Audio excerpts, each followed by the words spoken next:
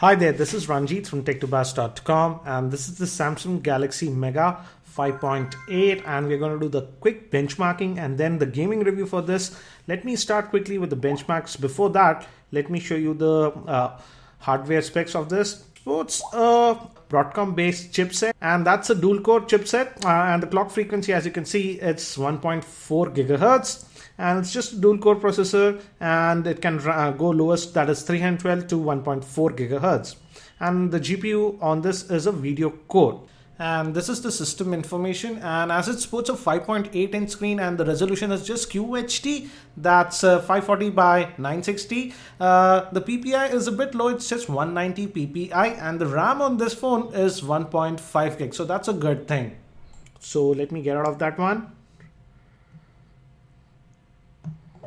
And let me also show you the Ninamark score. Again, I know it's not very relevant. And as you can see, we got a score of 58.6 FPS, which is a decent score. And let us now run the quadrant. As you can see, this is the system information. It supports 1.5 gig of RAM and it's a dual core processor. And as I said, the GPU is a video core one. And the good thing is that Samsung did not skimp on the sensors. We have all the sensors. And now let me show you the quadrant scores. And these are the quadrant score. And as you can see, our device got a score of 4085, which is a decent score for a dual core Android phone. Nothing spectacular, nothing bad. Let me give you a breakup. Total is 4085. Out of that, the CPU got a score of 6613. Memory is 4157. IO is 6911, 2D is 287 and 3D graphics is 2458. And I also ran this Epic Citadel score, and in that we got a score of 55.1, which is also a decent score, I would say. Anything above 50 is decent. And I also ran the Antutu benchmark. Again, as you can see, changing the orientation, I did notice there's a little bit of lag on this phone. And let me show you the Antutu score also. And we got a score of 10,806, and this is the detailed score for Antutu benchmark. So again, very mid-range-ish scores, as you can see. I'll end all these apps, and let's start with gaming, and let's start with Subway Surfer. I could download the Subway Surfer directly from the Play Store and it works fine. So let me show you the gameplay now. One more thing I did notice is the volume level is just okay. It's at the max level right now, but for such a big phone, I felt the volume level was a little bit low. But as you can see, for the most part, it plays the Subway Surfer without any issues.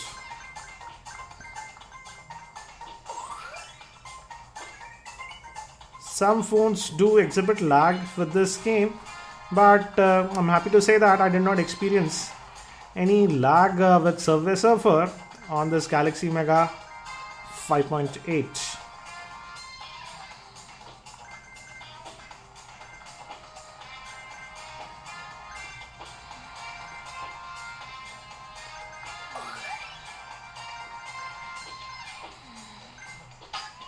Oops.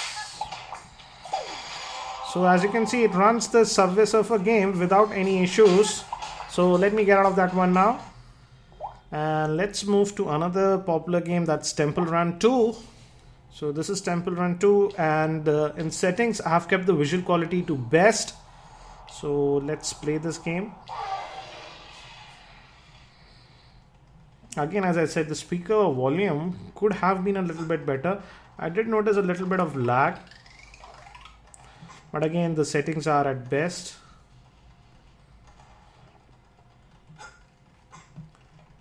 One thing I'm a little bit disappointed is that the screen quality, I would say, is decent enough, but the viewing angles are not that great.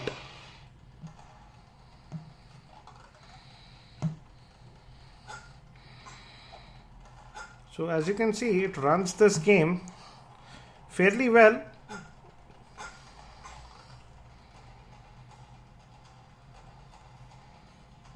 But as I said, the viewing angles are just average, nothing great. When you tilt the phone too much, they start to fade a little bit. But as you can see, even when we have set the graphic level to high, the game is fairly smooth for most part. So let me get out of this one also now. And now let's try this popular game Dead Trigger. So this is the first level of Dead Trigger. And again, as you can see, the character movement is pretty smooth. Let's go ahead.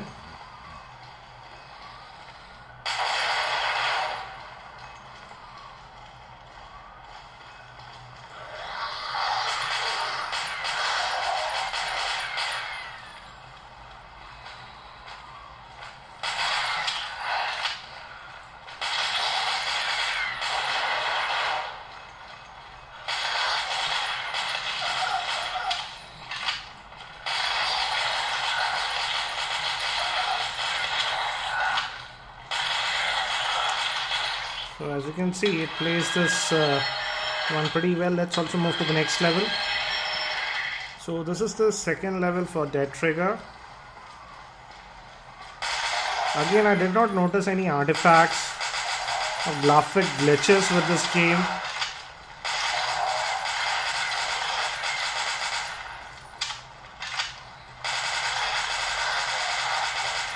So I would say you will have a decent experience playing this Dead Trigger game on this Mega 5.8. As you can see, there's no lag. So let me get out of this Dead Trigger game now. And also now let's move to some heavy gaming, and we'll start with Asphalt 7. And later on we'll also try Real Racing 3. And we are loading the Miami level. I'll also play the popular Hawaii level later on.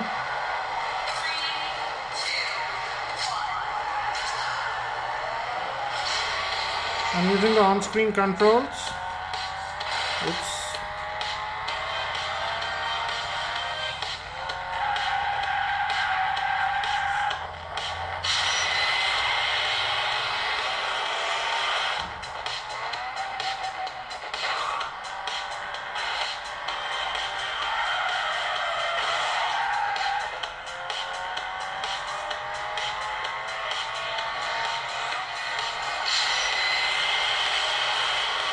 So, a hint of lag, but nothing to be worried. It's very playable.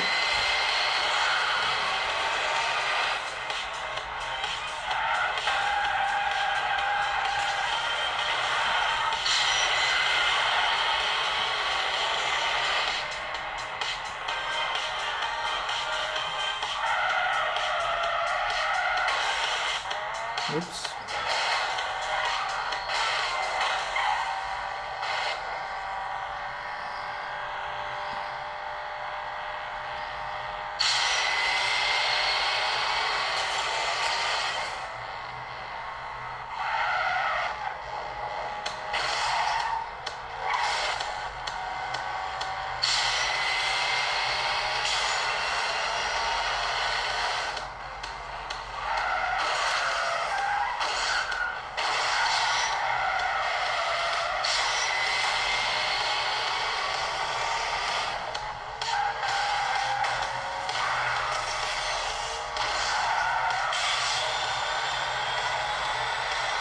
So this is Asphalt 7, and I would say it's playing very well on this level.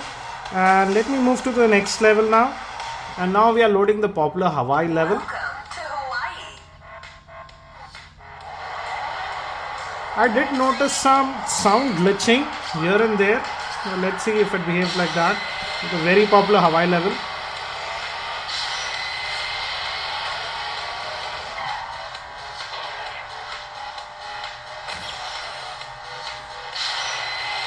I did notice some lag.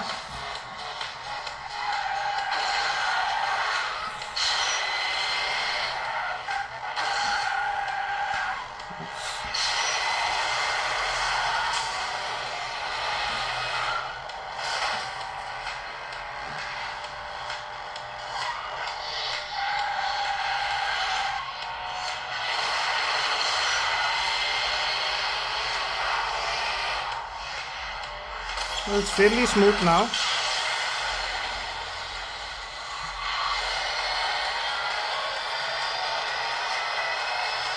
As you can see, That's how it's done. pretty smooth. let's say.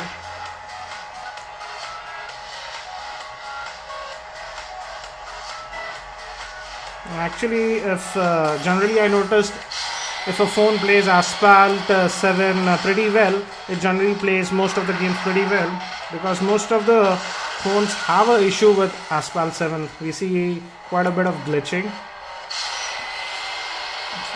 So nice to see it's playing it well for most of the part.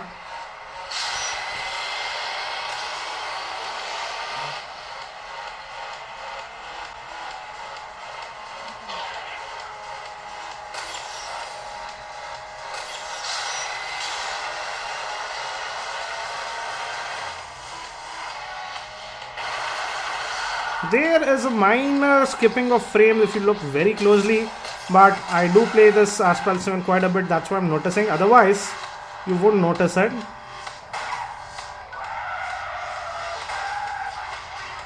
Again, you saw a hint of lag there. So I won't say it's completely lag free, but for most of the part I would say you'll have a very decent experience playing Asphalt 7. So let me get out of this one now. I'm going to swipe away this application, and let's now move to Real Racing 3. So this is Real Racing. I will change the camera angle.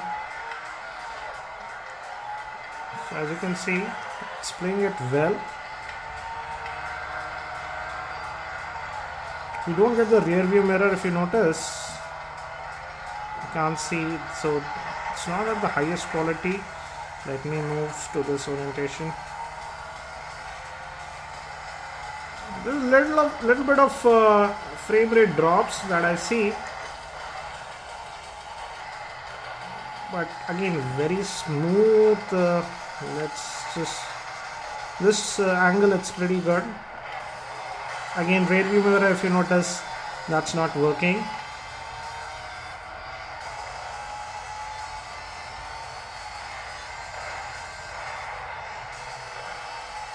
Again, little bit of skipping of frames. I'll just move to the next level. So this is another level that we are playing.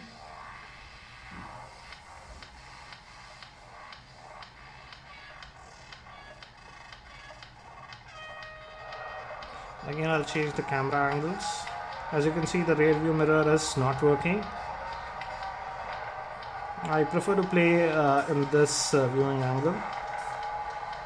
It's fairly smooth, as I said, but again, it's not maxing out all the graphic capabilities, and we do see skipping of frames a little bit here and there.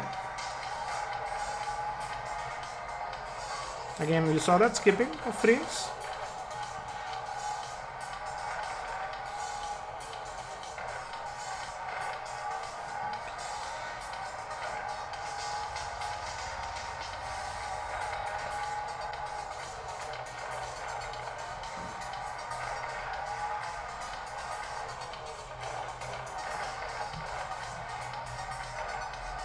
Again, even specs wise, I would say this device is not high end, but upper mid range, I would say.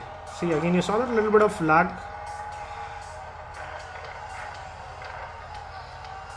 See that lagginess, skipping of frames that we saw quite a bit. So this was my experience with Real Racing 3. Yes, it can definitely play it, but it's not silky smooth, and as you can see, the skipping of frames and frame rate drops that you will notice when there's a lot of action going around. So now let me get out of this one also. So what do I feel about the gaming capabilities with this Mega 5.8? Yes, it can do decent amount of gaming, casual games, you won't have any problem with it. And even if you notice the high-end games, it could play.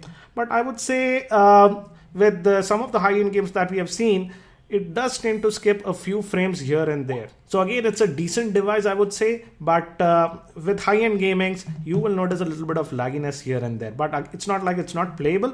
And another good thing is that now we have done gaming for about 20 minutes or so, and the RAID portion is not getting hot like some other phones. So in that department, it's good. I'll also be doing a full in-depth review for this phone very soon. So if you aren't subscribed to my YouTube channel, subscribe to the same. Thank you. This is Ranjit and I hope to see you in my next video.